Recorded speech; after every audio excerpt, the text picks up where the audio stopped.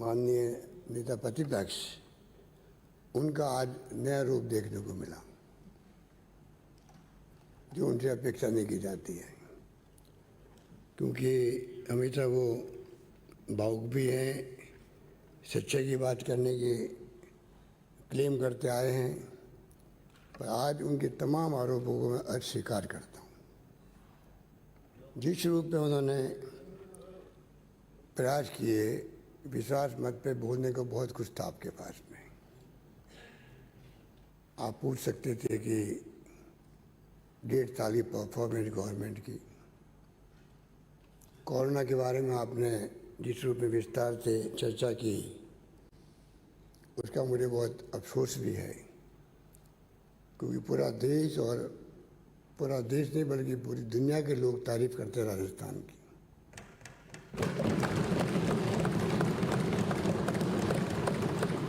प्रधानमंत्री जी कहते हैं कि राजस्थान से अन्य राज्यों को प्रेरणा लेनी चाहिए। क्यों कहते हैं? मैंने तो कहा नहीं था उनको। भीलवाड़ा मॉडल हमने नहीं कहा, भीलवाड़ा मॉडल हमने बनाया है।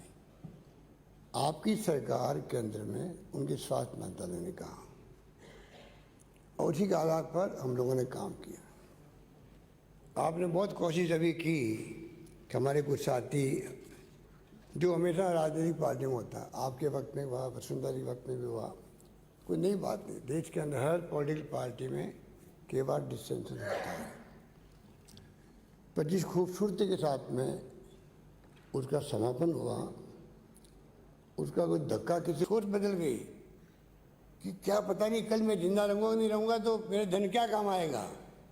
शादी आ गई लोगों के अंदर, पूरी तरह देश के अंदर, दुनिया के अंदर सोच बदल गई व्यक्ति की। और उस कोरोना के अंदर भी कैसे सरकार टॉपर हो मध्य प्रदेश की। अरे कोरोना के अंदर भी उस लापरवाही 1 महीना तक उठा बड़े चलती गई, कोरोना फैल गया मध्य प्रदेश के अंदर। यहाँ पर कोरोना आया तो खबरें आ रही थी दिल्ली से, कोरोना नो कोरोना। हमारा मिशन टॉपल है, मिशन लॉटस, ये जो भी नाम देते हैं आप लोग, वो कंटिन्यू रहना चाहिए, कंटिन्यू रहना चाहिए। आप बताइए कहाँ जा रहा देश? कोरोना में जिंदगी जा रही है और मिशन कंटिन्यू रखो आप लोग। कंटिन्यू रखा गया। मार्च के अंदर चुनाव थे राज्यसभा के, मध्य प्रदेश के सीएम साहब शपथ ले रहे हैं, जुलूस निकले बड़े बड़े, पार्लियामेंट चल रही है। अचानक 2 दिन पहले election commission of India postpone करता चुनाव को। क्यों करता भाई? अरे परसों चुनाव होने वाले हैं, वोटिंग पड़ जाएगी। इसलिए कि जो उन्हें षड्यंत्र था, एक कैसे हम मध्य प्रदेश, गुजरात की तरह तोड़फोड़ करें। 14 विधायक तोड़ लिए आपकी पार्टी ने। जब मिस्टर अमर पटेल खड़े हुए थे वहाँ पे, तो हम जीत के आए थे। 2:30 बजे तक रात को हमारे गृह मंत्री महोदय वहाँ बैठे रहे थे असेंबली के अंदर। 14 विधायक तोड़ लिए, इस बार 7 और तोड़ लिए। इसीलिए चुनाव पोस्टपोन किए गए। उनको उम्मीद थी कि राजस्थान से भी उम्मीद थी, गुजरात में और 7 तोड़ लिए इस बार, एक चीज निकालने के लिए। क्या हो रहा है ये तो सोचो कम से कम। डेमोक्रेसी नहीं रही तो हम आप कहाँ रहेंगे? उसकी कोई चिंता नहीं। शानदार मैनेजमेंट की तारीफ नहीं करी आपने। मैं तो उम्मीद करता था कि आज पूरे हाउस के अंदर आज भी, और कोविड की जब चर्चा होगी तो आप कहेंगे भाई राजस्थान, वो उदाहरण पेश किया राजस्थान ने, जब पक्ष विपक्ष से मिल करके राजस्थान के मैनेजमेंट की कमी नहीं रखी। और मेरे को गर्व कहते हुए मैं संतुष्ट हूँ। मेरे विधायकों को मैं अलो भी नहीं करता। मुझे मालूम है सब ने मिलकर इतना शानदार काम किया अपने क्षेत्रों के अंदर, जनता खुश है। हमारे विधायक लोगों ने कहा, पहले फ़ोन आते थे काम के लिए, अब फ़ोन आते हैं आप डटे रहना, भले महीना भर लग जाए, 2 महीने लग जाए, सरकार गिरनी नहीं चाहिए। ये स्थिति बनेगी।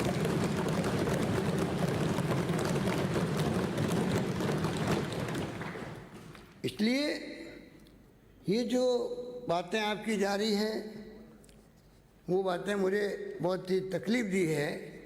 और कुछ बात ऐसी होती है कटारिया साहब कि महामहिम गवर्नर का पद बहुत बड़ा पद होता है, गरिमा होती है। आपने चुटकुले समझा दिए, घेराव करने की बात कह दी, मैंने कहा कि मैं इतना गुस्सा आ सकता है, एक सिंपल आज तक इतिहास के अंदर, देश के अंदर जब कभी असेंबली बुलाई जाती है तो एक सिंपल कैबिनेट प्रस्ताव पास करती है, भेजती है, फाइल अंदर जाती है, बाहर आती है, खाली बस अंदर गई, साइन हुआ। इसके अलावा कोई काम गवर्नर का नहीं होता है, कुछ होता ही नहीं है। आपने कई बार भेजा होगा, वापस फाइल आई होगी, ठीक है। इस बार जब फाइल नहीं आई तो स्वाभाविक है क्या कारण हुआ। और गवर्नर साहब ने मुझे एक लेटर लिखा जिसका जिक्र आप कर रहे थे, और मैंने उनको क्या जवाब दिया उसका जिक्र शायद आपको मालूम नहीं। और मैं नहीं चाहता इस हाउस के अंदर मेरे गवर्नर के बीच में क्या पत्राचार हुआ है वो मैं जिक्र करूं, और आप मुझे प्रोवोक मत करना, मैं जिक्र कर दूंगा कि मैं ऐसे ही आदमी हूँ, जब बोलने खड़ा होता हूँ तो दिल से बोलता हूँ और कोशिश करता हूँ सच्चे पे बोलूँ। गवर्नर साहब जानते इस बात को। और उन्होंने जो हमें जवाब दिया उसमें रिलेटेड उसकी मेरे पत्र की भावना का एक पैरा आ गया। वो उनका बड़प्पन है, जब मैंने उनको बात करी तो उन्होंने मेरी बात छेड़ दी, कहा कि वो मैंने खुद ने महसूस किया, मैंने मेरे आदमी को डांटा, ये आपको नहीं करना चाहिए था, वो बातें मुझसे मत करो आप कृपा करके। परंतु मैं कहना चाहूँगा आपको कि एक फाइल जाती वापस आती है। मैं जानता हूँ गवर्नेंस पे दबाव होते हैं, केंद्रीय गृह मंत्री के भी होते हैं, सबके होते हैं, उनकी अपनी मजबूरी रही होगी, वो मैं चैप्टर बात करना नहीं चाहता। एक अच्छे इंसान हैं, अच्छे गवर्नर साहब, भले आदमी हैं।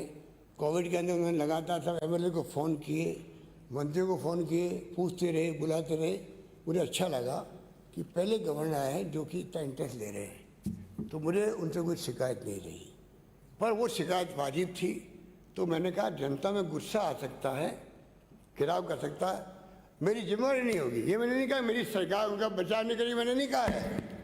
आप लोग जो गलतफहमी पैदा करते हैं उनके दिमाग के अंदर, मैंने कहा गुस्से में लोग आ जाएंगे, और ये पॉलिटिकली लैंग्वेज होती है। कोई 7 करोड़ लोग आएंगे यहाँ पर, आएंगे तो मेरी जिम्मेदारी, मेरी व्यक्तिगत जिम्मेदारी नहीं होगी। सरकार तो पुलिस भी है, प्रशासन भी है, वो तो बचाव करेगा ही करेगा, कौन गवर्नर या कोई हो गवर्नर। पर ऐसा फैलाया गया जैसे कि मतलब मैंने कह दिया भाई कुछ भी हो जाएगा, हमें पता नहीं पड़ेगा क्या होगा गवर्नर उसका। चलो कोई बात नहीं, वो तो हम लोगों दोनों के बीच की बात है। इस रूप में जो कुछ भी हुआ वो अच्छा नहीं हुआ। 3 बार फाइल गई वापरी, और इतने एडिटोरियल लिखे गए देश के अंदर, कोई 100 लिखे गए होंगे। ये व्यक्ति जो ज़िंदगी भर इन्होंने अच्छी कमाई की थी, गवर्नर साहब ने, अच्छी इनकी छवि रही है देश के अंदर, अच्छा इनका ऑरा रहा है सब पार्टियों के अंदर, कांग्रेस वाली तारीफ करते थे। पहली बार उनके खिलाफ में 100 एडिटोरियल लिखे गए होंगे, सोच सकता है क्यों लिखे गए हैं? क्योंकि आपकी पार्टी नेताओं ने उनको तंग किया होगा, उनको गाइड किया होगा, मजबूरी में उन्होंने हमें परमिशन नहीं दी असेंबली बुलाने के लिए। उनका कोई हक नहीं था, उनका अधिकार ही नहीं है। अगर कैबिनेट लिख के भेजता है, गवर्नर को असेंबली बुलानी पड़ती है, कोई कारण है ही नहीं, हमारा बहुमत खत्म हो सकता है, तो गवर्नर कह सकता है आपको असेंबली बुलानी पड़ेगी और फ्लोर टेस्ट करना पड़ेगा, इसके अलावा कोई काम नहीं होता। इस मामले में क्या किया गया? इन हालातों में हम चल रहे हैं। इसलिए हमने कहा खुद ने, वो मैंने कहा मैं कहना नहीं चाहता गवर्नर साहब के और मेरे बीच में क्या बात हुई, पर फिर भी मैंने कहा हमें पहले दिन है, हमें असेंबली में सार्वमत प्राप्त करना चाहिए। जनता में ऐसे चले गए हैं, पता नहीं इनके बीच में क्या क्या बातें हो रही हैं। आगे हम सबको मिलकर काम करना है, तो कमरे का माहौल ऐसा बने जिससे कि हम मिलकर काम कर सकें। इतने मैं आपको निवेदन करना चाहूँगा तमाम माननीय सदस्यों को। और ये क्या गलत कह दिया आप लोग, हल्ला करने लग गए। माननीय सदस्य, ये तो डेमोक्रेसी में बातें सही हमारे सामने आती है। क्या ईडी का, सीबीआई का इनकम में दुरुपयोग नहीं हो रहा है देश के अंदर? और क्या आप लोग भी टेलीफोन में बात करते हो तो सीधा नहीं कहते हो फेस टाइम पे आ जाओ भाई, व्हाट्सएप आ जाओ भाई, क्यों कहते हो? क्या डेमोक्रेसी में ये बात अच्छी है कि आप कहते हो कि फेस टाइम पे आ जाओ, व्हाट्सएप बात करो, खुल के कोई बात नहीं कर सकते देश के अंदर? इसको हम क्या कहेंगे? इसको क्या कहेंगे? कोई जवाब है किसी के पास में?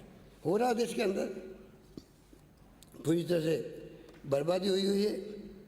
और उसके बाद में भी बड़े अच्छे आर्गुमेंट दिए गए, जैसे कि मतलब वो हमारी पार्टी के नेताओं के आपको बहुत बड़ी चिंता है हम लोगों की, और इसलिए कि ये क्या हुआ, आपके घर की लड़ाई थी और बदनाम क्यों कर रहे हो।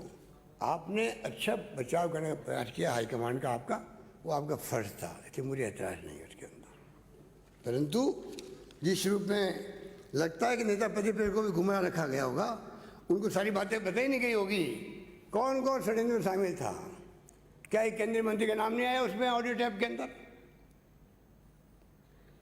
कोई इनकार कर सकता है? क्यों नहीं वो वॉइस सर्च करवाते हैं अपनी? क्या एसओजी के अंदर मुझे या डिप्टी सीएम साहब को दिए नोटिस आ क्या? कोई अभी बन गए हम लोग? खाली आपकी हमने आरोप लगाया कि भाई सरकार को टॉपर करने का षड्यंत्र चल रहा है, चीफ मिनिस्टर ने लिख के भेजा, उन्होंने उसके बदले में एसओजी ने लिख के हमें भेजा आप बयान दे दीजिए, सिंपल।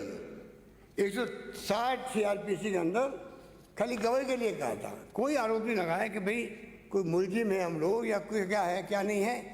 आपने बड़ी खूबसूरती उसको एक्सप्लेन कर दिया, और गर्लफ्रेंड पैदा भी हुई थी देश के अंदर।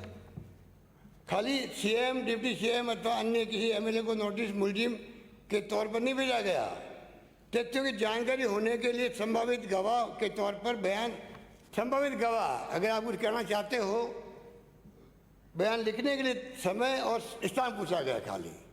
आप ऐसे बोल रहे हो जैसे कि वास्तव में बहुत बड़ा षड्यंत्र हो गया और एसओजी का दुरुपयोग हो गया।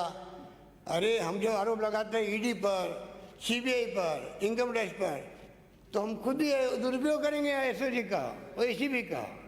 क्या वो अगर हमारे एमएलए वहाँ पे बैठे हुए हैं, वो उनके गवाह लेने नहीं, बयान लेने नहीं जाएंगे उनके पास में, और हमारे यहाँ कोई टेलीफोन टैप नहीं होता। मैं फिर आपको कहना चाहता हूँ, आप विश्वास दिलाता हूँ, आप निश्चिंत रहो, कोई अफवाह नहीं चलनी चाहिए। इसलिए मैं माननीय अध्यक्ष महोदय यही कहना चाहूँगा, यहाँ पे टीडी के प्रकोप की बात भी हुई है। पेट्रोल डीजल के दाम तो कमाल ही हो गया, 20 दिन तक लगातार बढ़ते गए। 10 पहले बढ़ते थे, देश के अंदर हंगामा होता था, और आज आपकी पार्टी की सरकार ने वहाँ पर डीजल पेट्रोल के दाम लगातार बढ़ाते गए, कोई पूछने वाला नहीं आपको।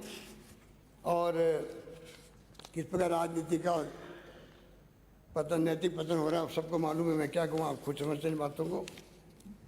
और आज जो स्थिति हम अलग से अध्यक्ष महोदय आपको रिक्वेस्ट की गई है कि हम चाहेंगे कोरोना पर और लॉकडाउन के बाद में जो स्थिति बनी है फाइनेंशियल, स्लो डाउन पहले ही था, कोरोना के पहले ही स्लो डाउन था इकोनॉमिक, और बहुत ज़्यादा बनी है, तो हम सबका फर्ज बनता है कि हम क्यों नहीं उस पर चर्चा करें, पब्लिक का कॉन्फिडेंस बढ़ेगा, और उसी हिसाब से हम चाहेंगे कि बाद में हम लोग अपना काम कर सकें।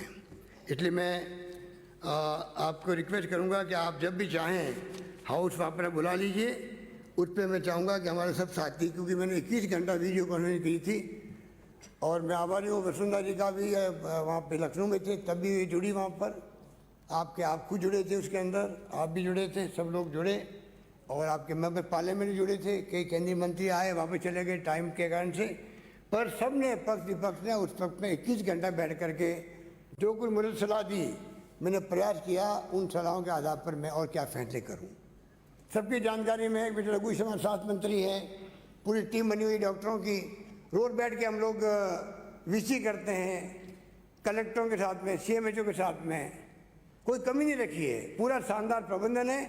अगर आपको ये एहसास होता हो कि ये कैंप लगने के कारण कोई तकलीफ आ गई है, तो मैं आपको विश्वास दिलाता हूँ, निश्चिंत रहो, राजस्थान की जनता के घर घर के अंदर ये विश्वास है। कोरोना काल के अंदर इस सरकार ने हमारे पूरा हिफाजत रखी है, ध्यान रखा है, इसमें कोई दो राय नहीं है।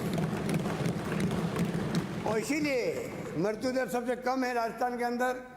एक बार जुलाई में तो 1% नीचे चली गई थी। रिकवरी रेट शानदार है हमारे यहाँ पर, डब्ल्यू रेट बहुत शानदार है हमारे यहाँ पर, पैरामीटर शानदार है, कोई चिंता करने की बात नहीं है। चिंतित हम हैं, आप सबके सहयोग से चिंतित है, उसमें आप सबका सहयोग मिल रहा मुझे मालूम है।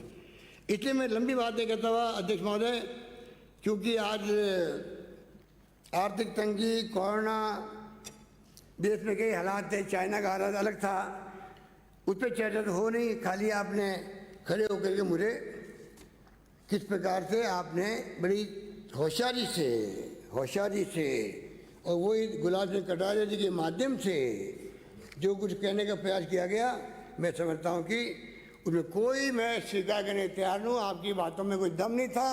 आप खाली अपना फेस सेव कर रहे थे। आपको मालूम नहीं कि आपकी पार्टी के नेताओं ने क्या क्या षड्यंत्र किए, या तो जानकारी नहीं आपको, और जानकारी है आपको तो आप जानबूझ करके आप उनके पार्ट और पार्सल हैं। आप मिलकर के हमारी सरकार को टॉपल करने के लिए पूरा प्रयास कर रहे थे। उसमें आपको बहुत बड़ा झटका लगा, तब वो एक हो गए। तो इतना बड़ा झटका लगा, उस झटका अभी तक आप सहन नहीं कर पा रहे, मैं कहना चाहता हूँ। अब लास्ट में जो हमारे राठौड़ साहब ने कहा, तो इधर उधर की बात न कर। मुझे पता नहीं आपका मकसद तो क्या था। तो मैंने मेरे दोस्त से वो पूरा शेर मंगाया है, आपको तो मैं पढ़ के सुना दूँ उसको। वो शेर पूरा ये है, तू इधर उधर की बात ना कर, ये बता कि काफिले क्यों लुटे,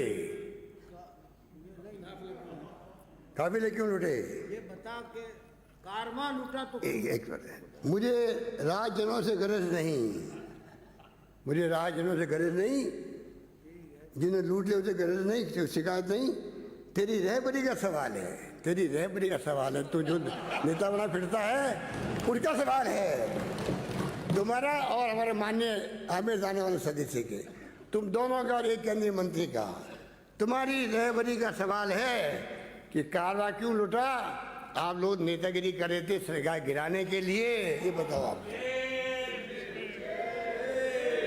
आगे इसका जवाब है, मैं बताऊं क्यों लुटा, मैं बताऊं काफिला क्यों लुटे। वो जो काफिले का रहबर था, जो लीडर था, वो था राजजनों से मिला हुआ, वो खुद ही मिला हुआ था लुटेरों से। उसे काफिले की फिक्र न थी, उसके काफिले की फिक्र न थी, उसे रहजनी का ही काम था, उसके खुद का काम यही था। धन्यवाद, जय हिंद।